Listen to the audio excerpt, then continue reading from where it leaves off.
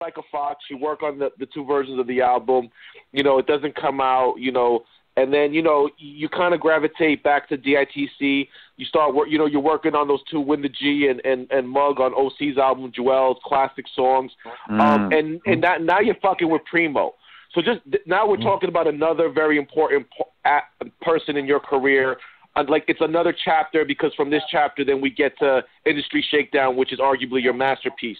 So talk about, OC, DITC, working with him on Jewelz, getting with Primo, and how that changes the landscape of your career, the trajectory, so to speak.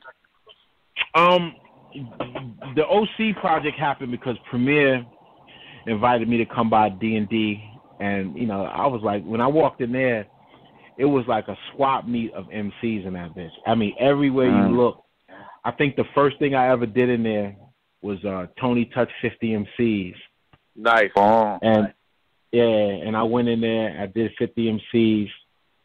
I think it was 50 MCs. And then Premier brought me in to his A room. I think he's in the A room, and OC was working on Jewelz, and he said, yo, man, he played me the beat, and they wanted me to get on the shit.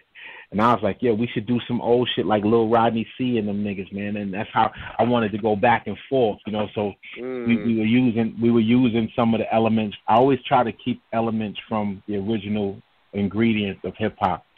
Party rocking, Win the G is a piece from a live battle with Cold Crush and Fantastic Romantic for $1,000.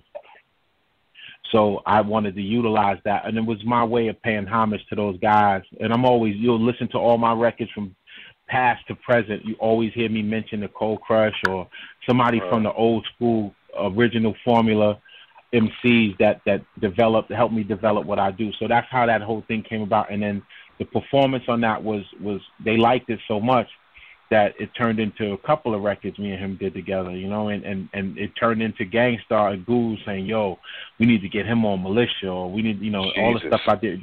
And everybody that I worked with, everybody that I worked with, those positions I earned. Like, I never asked anybody to be on their records or not like that. I was not that kind of guy, like, yo, you need to put me on that. I wasn't that kind of guy. Like, I was always asked, yo, man, would you do this song right here? And I would listen to the beat, and I was like, yeah, I was always based on if I'm feeling it, And I thought Militia was an opportunity for me to step my game up even more and really just come across. So when I got the call to do it, I came with a serious attitude to really nail that beat.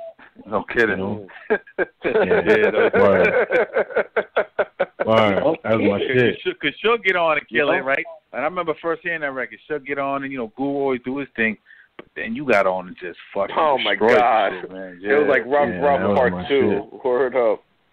Yeah, man. That was a blessing. That was an absolute blessing to be on that joint, man. I'm so grateful, man, for the opportunity to do it. And I said I never forget, I told my brother, I was like, yo, man, fucking Premier, man. I said, Gangstar want me to do this record called Militia. And Premier has sent me the beat. And I had another beat that Premier had sent to me before I did that. So I had my voice was on a couple of Premier pieces before Militia. And I needed to top all of those because they were just demos, and I needed to top all of those. So when I finally came in to do it, I came straight off the street. I was out there, getting a few dollars, and I came straight off the street into the studio, and I said, yo, you know what I want to do, man? I got to really make this come across right, And I got in the booth, and I did what I did, I brought something. I wanted to bring something to the table that I thought would be bigger than Hot Potato, harder than Hot Potato. I had this reputation. I had this reputation for being a go-to guy on collaborations for the third verse. So then I took on this title of the King of the Third Verse and all that shit, and I think it was a lot of pressure on me to bring that.